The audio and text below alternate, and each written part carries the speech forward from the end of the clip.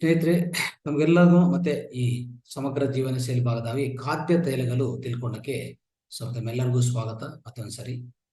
ಈಗ ಖಾದ್ಯ ತೈಲದ ಬಗ್ಗೆ ತಿಳ್ಕೊಳ್ಬೇಕಂದ್ರೆ ನಿಜವಾಗಿ ಈಗ ಇಂದಿನ ಕಾಲದಲ್ಲಿ ಏನೇನು ಎಣ್ಣೆಗಳು ಸಿಗ್ತಾ ಇದೆ ಆಚ ಕಡೆ, ಮತ್ತೆ ನಾವು ಮುಂದಿನ ಕಾಲದಲ್ಲಿ ಏನೇನು ಎಣ್ಣೆಗಳು ಸಿಗ್ತಾ ಇತ್ತು ಅಂತ ಒಂದು ಅಂಶ ಇದೆ. ಪ್ರಧಾನ ಅಂಶ ಇದು ತಿಳ್ಕೊಬೇಕು.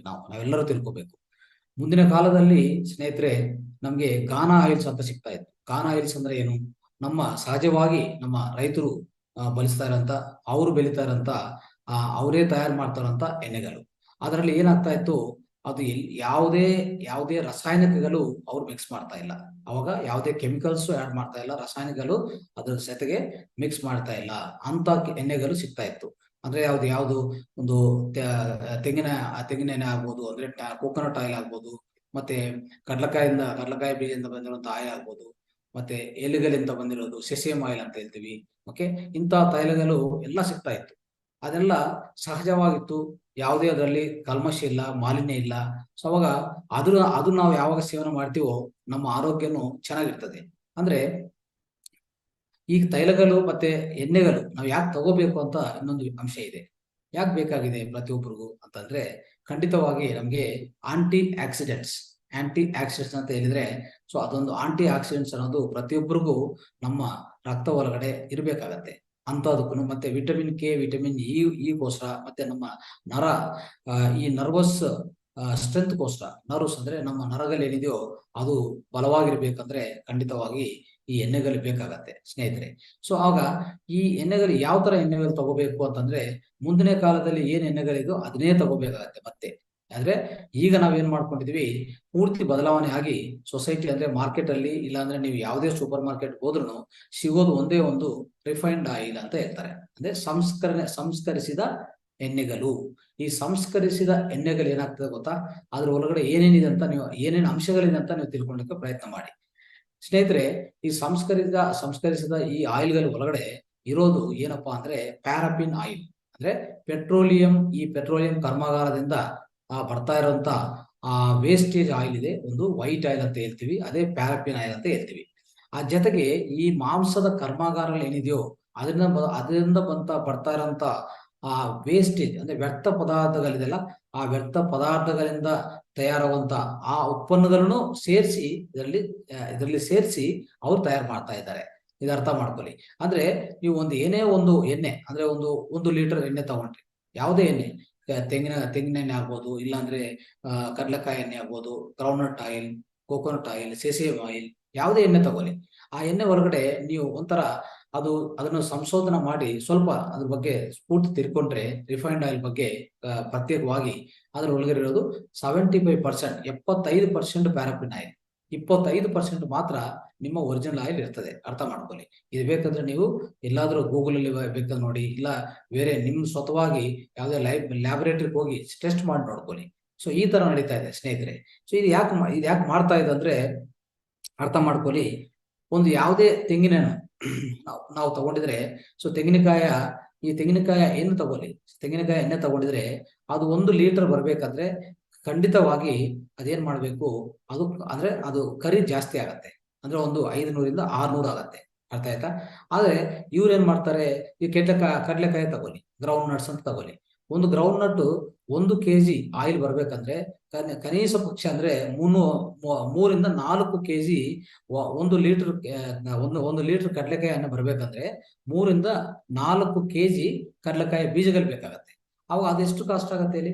ಅದು ಆಲ್ಮೋಸ್ಟ್ ಅಂದ್ರೆ ಸುಮಾರು ಅಂದ್ರೆ 300 - 400 ರೂಪಾಯಿ ಅದೇ ಆಗತ್ತೆ. ಆವಾಗ ಮತ್ತೆ ಎಣ್ಣೆ ತೆಗಿಬೇಕು ಅದು ಅಂದ್ರೆ ಒಂದು 400 - 500 ರೂಪಾಯಿ 1 ಲೀಟರ್ಗೆ ನೀವು ವೆಚ್ಚಿಸ್ಬೇಕು. ಅದು ಅಷ್ಟು ಖರ್ಚು ಮಾಡ್ಬೇಕು. ಆದ್ರೆ ನಮ್ಗೆ ಏನಾಗ್ತಾ ಇದೆ, ಆಚ ಕಡೆ ಸಿಗ್ತಾ ಇರೋಂಥದ್ದು 150 - 200 ರೂಪಾಯಿ, ಇಲ್ಲಾಂದ್ರೆ 250 ರೂಪಾಯಿ. ಇಷ್ಟು ಒಳಗಡೆನೆ ನಮಗೂ 1 ಲೀಟರ್ ಕಡಲೆಕಾಯಿ ಎಣ್ಣೆ ಬರ್ತಾ ಇದೆ ಆಚ ಕಡೆ. ಅದೇ ರಿಫೈನ್ಡ್ ಆಯಿಲ್ ಅಂತ ಹೇಳ್ತೀವಿ. ಸೊ ಅವಾಗ ಏನಾಗ್ತದೆ, ನಾವು ಅದು ಚೀಪ್ ಅಂತ ಹೇಳ್ಬಿಟ್ಟು, ಅದು ಖರೀದಿ ಕಮ್ಮಿ ಇದೆ, ಅದು ಖರ್ಚು ಕಮ್ಮಿ ಇದೆ ಅಂತ ಹೇಳ್ಬಿಟ್ಟು ನಾವು ಅದು ತಗೊಂಡು ಅದ್ರ ಬಳಸ್ಕೊಂಡು ನಾವು ಹೋಗ್ತಾ ಇರ್ತೀವಿ. ನಮ್ಮ ಅಡಿಗೆ ಮಾಡ್ಕೊಂಡು ಎಲ್ಲ ಮಾಡ್ಕೊತಾ ಇರ್ತೀವಿ. ಹೌದಾ? ಸೊ ಅದಕ್ಕೋಸ್ಕರ ನೀವು ಇಲ್ಲಿ ಗಮನಿಸಬೇಕಾಗಿರೋದು, ಅದು ಕಮ್ಮಿ ಖರ್ಚೇ ಇರ್ಬೋದು, ಬಟ್ ಅದು ತಿಂದ್ರೆ ಏನಾಗ್ತದೆ ಸ್ನೇಹಿತರೆ, ಈ ರಾಸಾಯನಿಕ ಎಣ್ಣೆಗಳು ಯಾವುದೇ ಇರ್ಲಿ, ಯಾವುದೇ ರಿಫೈನ್ಡ್ ಆಯಿಲ್ ಅಂತ ಕರೆದ್ರೆ ನೀವು ಆ ರಿಫೈನ್ಡ್ ಆಯಿಲ್ ಎಷ್ಟೇ ಯಾವುದೇ ಬ್ರ್ಯಾಂಡ್ ಯಾವುದೇ ಕಂಪನಿ ಇರ್ಲಿ, ಒಂದೇ ಅದರಿಂದ ಆಗುವಂತ ಏನಂದ್ರೆ ಈ ಈ ಎಣ್ಣೆಗಳ ಸೇವನೆ ಮಾಡಿದ್ರೆ ಖಂಡಿತವಾಗಿ ನಮ್ಮ ಒಳಗಡೆ ಇರುವಂತಹ ಜೀವಕೋಶಗಳು ಸತ್ತೋಗ್ತದೆ. ಆಯ್ತಾ? ಅಂದ್ರೆ ಜೀವಕೋಶಗಳಿಗೆ ಇದು ಎಷ್ಟು ಹಾನಿಕರ ಅಂದ್ರೆ ಜೀವಕೋಶಗಳೆಲ್ಲ ಸತ್ತೋಗ್ತಾ ಹೋಗ್ತದೆ. ಅವಾಗ ಏನಾಗ್ತದೆ, ಯಾವಾಗ ಜೀವಕೋಶಗಳು ಸತ್ತೋಗ್ತದೋ, ಯಾವಾಗ ಡೆಡ್ ಸೆಲ್ಸ್ ಫಾರ್ಮ್ ಆಗುತ್ತೋ ನಮ್ಮ ಒಳಗಡೆ, ಅದನ್ನೆಲ್ಲ ಒಂದು ಟ್ಯೂಮರ್ ತರ, ಒಂದು ಫೈಬ್ರಾಯ್ಡ್ಸ್, ಟ್ಯೂಮರ್ಸ್ ಮತ್ತೆ ಕ್ಯಾನ್ಸರ್ ಗಡ್ಡೆಗಳು ಅದರಿಂದ ಬರೋದು. ಅರ್ಥ ಆಯ್ತಾ? ಸೊ ಈ ಕ್ಯಾನ್ಸರ್ ಗಡ್ಡೆಗಳು ಬರ್ತಾ ಇರೋದೇ ಪ್ರಧಾನ ಕಾರಣ ಏನಪ್ಪಾ ಅಂದ್ರೆ ಇದೇ ಪ್ರಧಾನ ಕಾರಣ. ನೀವು ಅರ್ಥ ಮಾಡ್ಕೊಳ್ಳಿ. ಅದಕ್ಕೋಸ್ಕರ ನಾವು ಯಾವ ತರ ಸೇವನೆ ಮಾಡ್ಬೇಕು ಅಂತ ತಿಳ್ಕೊಂಡು ಸ್ವಲ್ಪ ಜ್ಞಾನ ತಿಳ್ಕೊಳ್ಳಿ. ಖಾದ್ಯ ತೈಲಗಳು, ಈ ಖಾದ್ಯದ ತೈಲಗಳು ಏನು, ಯಾವ ತರ ಬಳಸ್ಕೋಬೇಕು, ಎಲ್ಲಿ ಸಿಗತ್ತೆ, ಸ್ವಲ್ಪ ಅರಿವು ತಗೊಳ್ಳಿ. ಇದ್ರ ಬಗ್ಗೆ ಅರಿವು ತಗೊಂಡು, ನಾಲೆಡ್ಜ್ ತಗೊಂಡು ಅದು ಪ್ರಕಾರ ನೀವು ಜೀವನ ಮಾಡಿದ್ರೆ ಖಂಡಿತವಾಗಿ ಇಂಥ ಯಾವುದೇ ಕ್ಯಾನ್ಸರ್, ಎಸ್ಪೆಷಲಿ ಕ್ಯಾನ್ಸರ್ ಸ್ನೇಹಿತರೆ, ಈಗಾಗ್ಲೇ ನೋಡ್ತಾ ಇದ್ರಿ ಪ್ರತಿ ಮನೆಯಲ್ಲಿ, ಎಷ್ಟೋ ಮನೆಗಳಲ್ಲಿ ಅಂದ್ರೆ ಹಲವಾರು ಮನೆಗಳಲ್ಲಿ ಈಗಾಗ್ಲೇ ಹೊಸ ಕ್ಯಾನ್ಸರ್ ಕೇಸ್ಗಳು ಉಟ್ಕೊಂಡು ಬರ್ತಾ ಇದೆ. ಯಾಕೆ ಬರ್ತಾ ಇದೆ? ಅವರೆಲ್ಲ ಒಳ್ಳೆ ರಿಚ್ ಪೀಪಲ್, ಅಂದ್ರೆ ಒಳ್ಳೆ ಧನಿಕರು, ಎಲ್ಲ ದುಡ್ಡಿರೋರು, ಎಲ್ಲ ಒಳ್ಳೆ ಕೆಲಸ ಮಾಡ್ತಾ ಇರೋರು, ಒಳ್ಳೆ ವಿದ್ಯಾಭ್ಯಾಸ ಮಾಡಿರೋರು, ಇವರೆಲ್ಲ ಇದ್ದಾರೆ ಅದ್ರ ಒಳಗಡೆ. ಮತ್ತೆ ಇವರೆಲ್ಲರೂ ಈ ತರ ಕ್ಯಾನ್ಸರ್ ಅನ್ನೋದು ಯಾಕೆ ಉಂಟಾಗ್ತಾ ಇದೆ ಅರ್ಥ ಮಾಡ್ಕೊಳ್ಳಿ. ಅಂದ್ರೆ ಏನು ಇಲ್ಲ, ಒಂದೇ ಕಾರಣ, ಅವರು ತಗೊಂತಾ ಇರುತ್ತೆ ಈ ತೈಲಗಳೇ, ಈ ಎಣ್ಣೆಗಳು ತೈಲಗಳು ಅವ್ರಿಗೆ ಜ್ಞಾನವಿಲ್ಲವೇ ಆ ತರ ಮಾಡ್ಕೊಂತ ಹೋಗ್ತಾ ಇದ್ದಾರೆ. ಈಗ ಇಂದಿನ ಕಾರ್ಯಕ್ರಮದಲ್ಲಿ, ಈ ದಿವಸ ಕಾರ್ಯಕ್ರಮದಲ್ಲಿ ನೀವು ತಿಳ್ಕೊಳ್ಳುವಂತ ಈ ಒಳ್ಳೆ ಜ್ಞಾನನು ಪ್ರತಿಯೊಬ್ಬರಿಗೂ ಹಂಚ್ಬೇಕಾಗತ್ತೆ. ಖಂಡಿತವಾಗಿ ತಕ್ಷಣವಾಗಿ ನೀವು ಹಂಚ್ಕೋಬೇಕು, ಇನ್ನೊಬ್ರಿಗೆ ಹೇಳ್ಕೊಡ್ಬೇಕು. ಇಂಥ ತೈಲಗಳು ಯಾವುದು ಯೂಸ್ ಮಾಡ್ಕೋಬಿಡಿ. ಈ ತೈಲಗಳು ಸ್ವಲ್ಪ ಕಾಸ್ಟ್ ಆಗ್ಬೋದು. ಯಾವುದು? ಈ ನಿಸರ್ಗಿಕ ತೈಲಗಳು ಏನಿದೆಯೋ, ನ್ಯಾಚುರಲ್ ಆಯಿಲ್ಸ್ ಯಾರು ತಯಾರು ಮಾಡ್ತಾರೆ? ಈಗಾಗ್ಲೇ ಎಷ್ಟೋ ರೈತರು ಅವ್ರು ಬೆಳೀತಾ ಇರೋದು ಅಲ್ಲೇ ಎಣ್ಣೆ ತೆಗೆದು ನಿಮ್ಗೆ ಕೊಡ್ತಾರೆ ಬೇಕಂದ್ರೆ. ಇಲ್ಲ ಅಂದ್ರೆ ಈಗಾಗ್ಲೇ ಸಿಟೀಸ್ ಅಲ್ಲಿ ಒಂದು ಈ ಎಣ್ಣೆ ತೆಗೆಯೋದು, ನ್ಯಾಚುರಲ್ ಆಗಿ ತೆಗೆಯೋದು ಕೋಲ್ಡ್ ಪ್ರೆಸ್ ಮೆಷಿನ್ಸ್ ಬಂದಿದೆ. ಅಲ್ಲಿಂದನೂ ಸಿಗ್ತದೆ ನಿಮ್ಗೆ. ಅಂದ್ರೆ ಈ ಕೋಲ್ಡ್ ಪ್ರೆಸ್ಡ್ ಆಯಿಲ್ಸ್ ಅಂತ ಸಿಗ್ತಾ ಇದೆಲ್ಲ, ಅದು ನಿಮ್ಮ ಆರ್ಗಾನಿಕ್ ಶಾಪ್ಸ್ ಸಿಗ್ಬೋದು. ಇಲ್ಲಾಂದ್ರೆ ಇಂಥ ಮೆಷಿನ್ಸ್ ಗಳು ಅಲ್ಲೆಲ್ಲಿ ಇಟ್ಟಿದ್ದಾರೆ ಸಿಟಿಯಲ್ಲಿ, ಎಲ್ಲ ಕಡೆ ಸಿಟಿಯಲ್ಲಿ ಇಟ್ಟಿದ್ದಾರೆ. ಅಲ್ಲಿ ಹೋದ್ರೆ ನಿಮ್ ಮುಂದೆನೆ ಬೀಜಗಳು ತಂದು, ಆ ಬೀಜಗಳಿಂದ ನಿಮ್ಗೆ ಎಣ್ಣೆ ತಂದು ನಿಮ್ಗೆ ಕೊಡ್ತಾರೆ. ಇಂಥ ತೈಲಗಳು ನೀವು ಯೂಸ್ ಮಾಡ್ಕೊಳ್ಳಿ ದಯವಿಟ್ಟು. ಅಂದ್ರೆ ಮಕ್ಕಳಿಗಾದ್ರೆ ಏನು, ಒಂದು 2 to 3 ಸ್ಪೂನ್ಸ್ ಆಫ್ ಆಯಿಲ್, ಅಂದ್ರೆ 2 to 3 ಚಮಚಗಳು, ಒಂದು ಚಮಚ ಆಯಿಲ್ ಅಂದ್ರೆ ಎಣ್ಣೆ ಕೊಟ್ರೆ ಪ್ರತಿ ವಾರಕ್ಕೆ ಅಷ್ಟು ಸಿಕ್ಕಿದ್ರು ಸಾಕು ಅವ್ರಿಗೆ. ಅವರು ನರ್ವ್ಸ್ ಆಗ್ಬೋದು, ನರ್ವ್ ಸ್ಟ್ರೆಂತ್ ಆಗ್ಬೋದು, ಮತ್ತೆ ಮೆದುಳಲ್ಲಿ ಇಂಪ್ರೂವ್ಮೆಂಟ್ ಆಗ್ಬೋದು, ಬ್ರೈನ್ ಡೆವಲಪ್ಮೆಂಟ್ ಇದೆಲ್ಲ ಚೆನ್ನಾಗ್ ಆಗ್ತದೆ. ಆಯ್ತಾ? ಅಂದ್ರೆ ದೊಡ್ಡವ್ರಿಗೆ ಸ್ವಲ್ಪ ಜಾಸ್ತಿ, ಅಂದ್ರೆ ದೊಡ್ಡವ್ರಿಗೆ ಕಮ್ಮಿ ಇದ್ರೂ ಪರವಾಗಿಲ್ಲ. ಈ ಮಕ್ಳಿಗೆ ಅನ್ನೋದು ಈ ಆಯಿಲ್ ಅನ್ನೋದು ತುಂಬಾ ಇಂಪಾರ್ಟೆಂಟ್. ಯಾಕಂದ್ರೆ ಅವ್ರು ಬೆಳೀತಾ ಇರುವಾಗ ಅವ್ರು ನರ್ವ್ ಸ್ಟ್ರೆಂತ್ ಬೇಕು. ನೋಡಿ, ಈಗಾಗ್ಲೇ ಎಷ್ಟೋ ಮಕ್ಕಳು ನೋಡಿ ಅಬ್ಸರ್ವ್ ಮಾಡಿ, ಆಟಿಸಮ್ ಅಂತ ಒಂದು ಪ್ರಾಬ್ಲಮ್, ಆಮೇಲೆ ನರ್ವ್ಸ್ ವೀಕ್ನೆಸ್ ಇದೊಂದು ಪ್ರಾಬ್ಲಮ್. ಈಗಾಗ್ಲೇ ಎಷ್ಟೋ ಮಕ್ಕಳು ಮೂರ್ಛೆ ರೋಗದಿಂದ, ಅಂದ್ರೆ ಫಿಟ್ಸ್ ಇಂದ ಸಫರ್ ಆಗ್ತಾ ಇರ್ತಾರೆ. ಎಪಿಲೆಪ್ಸಿ ಅಂತ ಹೇಳ್ತೀವಿ. ಇದೆಲ್ಲ ಯಾಕೆ ಬರ್ತಾ ಇದೆ? ಇದೆಲ್ಲಾನು ನರ ದೌರ್ಬಲ್ಯ, ಅಂದ್ರೆ ನರ್ವ್ಸ್ ವೀಕ್ನೆಸ್. ಈ ನರ್ವ್ಸ್ ವೀಕ್ನೆಸ್ ಹೋಗ್ಬೇಕು ಅಂತಂದ್ರೆ ಒಳ್ಳೆ ನ್ಯಾಚುರಲ್ ಆಯಿಲ್ಸ್ ಕೊಡಿ. ಆಯಿಲ್ಸ್ ಕೊಡಬೇಕು. ಯಾವ ಆಯಿಲ್ಸ್? ನ್ಯಾಚುರಲ್ ಆಯಿಲ್ಸ್ ಕೊಡಿ. ನಿಸರ್ಗಿಕದಿಂದ ತೆಗಿರುವಂತ ಈ ಆಯಿಲ್ಸ್ ಮಾತ್ರ ಕೊಡಿ. ಬೇರೆ ಆಯಿಲ್ಸ್ ಕೊಟ್ರೆ ಮತ್ತೆ ಅದು ಅಡ್ಡ ಪರಿಣಾಮ ಜಾಸ್ತಿ ಇದೆ. ಇದು ಅರ್ಥ ಮಾಡ್ಕೋಬೇಕು ನಾವು. ಅದಕ್ಕೋಸ್ಕರ ಸ್ನೇಹಿತರೆ, ಖಂಡಿತವಾಗಿ ನೀವು ಈ ತರ ಬಳಸ್ಕೊಂಡು, ಯಾವುದೇ ತೆಂಗಿನಕಾಯಿ ಆಗ್ಬೋದು, ಸೆಸೇಮ್ ಆಯಿಲ್ ಆಗ್ಬೋದು, ಕೋಕೋನಟ್ ಆಯಿಲ್ ಆಗ್ಬೋದು, ಯಾವುದೇ ಆಯಿಲ್ ನೀವು ತಗೊಂಡಿದ್ರು, ಈಗ ನೋಡಿ ದಕ್ಷಿಣ ಭಾರತದಲ್ಲಿ ಜಾಸ್ತಿ ನಾವು ಗ್ರೌಂಡ್ ನಟ್ ಆಯಿಲ್, ಕೋಕೋನಟ್ ಈ ತರ ಯೂಸ್ ಮಾಡ್ತಾ ಇರ್ತೀವಿ. ಹೌದಾ? ಅದೇ ನಾವು ಈ ನಾರ್ತ್ ಇಂಡಿಯಾಕ್ಕೆ ಹೋದ್ರೆ ಏನಾಗ್ತದೆ, ನಾರ್ತ್ ಇಂಡಿಯಾದಲ್ಲಿ ಸಾಸಿವೆ ಆಯಿಲ್ ಅಂತ ಹೇಳ್ತಾರೆ. ಸಾಸಿವೆ ಆಯಿಲ್ ಅಂತ ಅದೊಂದು ಯೂಸ್ ಮಾಡ್ತಾ ಇರ್ತೀವಿ. ಹೌದಾ? ಈ ತರ ಇದು ಒಂದೊಂದು ಏರಿಯಾ ಮೇಲೆ ಡಿಪೆಂಡ್ ಆಗಿ ಅಂತ ಆಯಿಲ್ಸ್ ಗಳು ಯೂಸ್ ಮಾಡ್ತಾ ಇರ್ತೀವಿ. ಹೌದಾ? ಅದ್ರ ಜೊತೆಗೆ ಸ್ನೇಹಿತರೆ, ಯಾವುದೇ ರಿಫೈನ್ಡ್ ಆಯಿಲ್ ತೆಗೆಯುವಾಗ ಅವ್ರ ಪದ್ಧತಿಗಳು ಸರಿ ಇಲ್ಲ.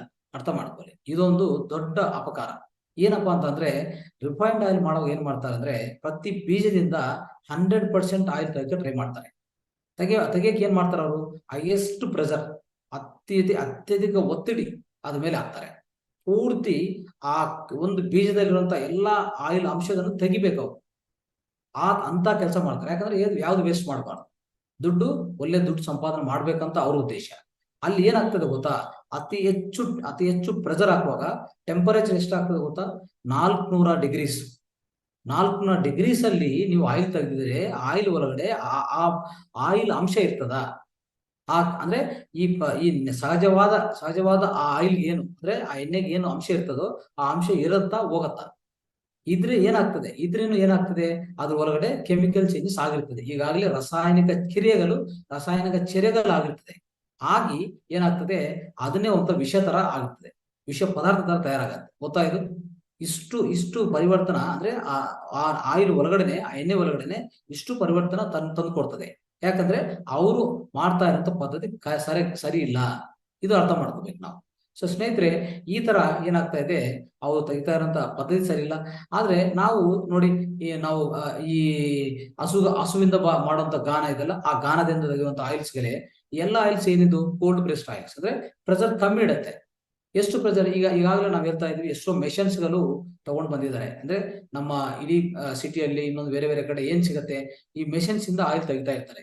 ಈ ಮೆಷಿನ್ಸ್ ಅಲ್ಲಿ ಅಷ್ಟೇ 70 ಡಿಗ್ರೀಸ್, 70ಕ್ಕಿಂತ ಕೆಳಗಡೆ ಇರ್ಬೇಕು ಟೆಂಪರೇಚರ್.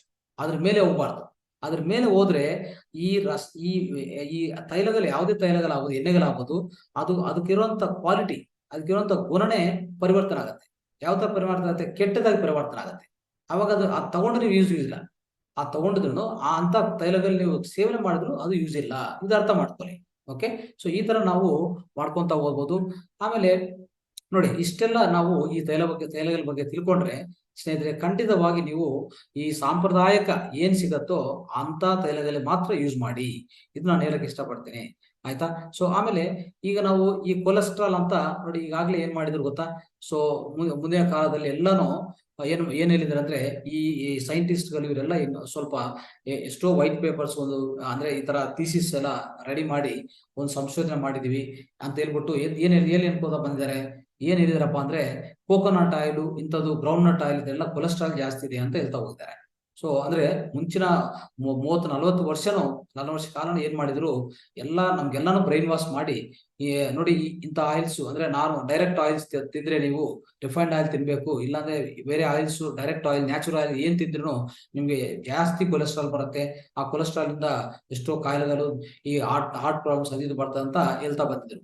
ಆದ್ರೆ ಈ ಇತ್ತೀಚಿನ ಕಾಲದಲ್ಲಿ ಲಾಸ್ಟ್ 5-6 ಇಯರ್ಸ್ ಅಲ್ಲಿ ಮತ್ತೆ ಅವರೇ ಇನ್ನೊಂದು ಪೇಪರ್ ಬರೀತಾರೆ. ಏನಂತ ಗೊತ್ತಾ?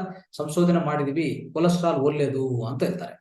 ನೋಡಿ, ಕೊಲೆಸ್ಟ್ರಾಲ್ ಇಲ್ಲ ಅಂದ್ರೆ ನಿಮ್ಮ ಒಳಗಡೆ ಹಾರ್ಮೋನ್ಸ್ ರೆಡಿ ಆಗಲ್ಲ, ಮತ್ತೆ ಸ್ಟೆರಾಯ್ಡ್ಸ್ ರೆಡಿ ಆಗಲ್ಲ. ನ್ಯಾಚುರಲ್ ನಿಮ್ಮ ಒಳಗಡೆ ಸ್ಟೆರಾಯ್ಡ್ಸ್, ಹಾರ್ಮೋನ್ಸ್ ಬೇಕಲ್ಲ. ಹಾರ್ಮೋನ್ಸ್ ಅಂದ್ರೆ ಪ್ರತಿಯೊಂದು ಹಾರ್ಮೋನ್ ಒಂದೊಂದು ಕೆಲಸ ಮಾಡ್ತದಲ್ಲ.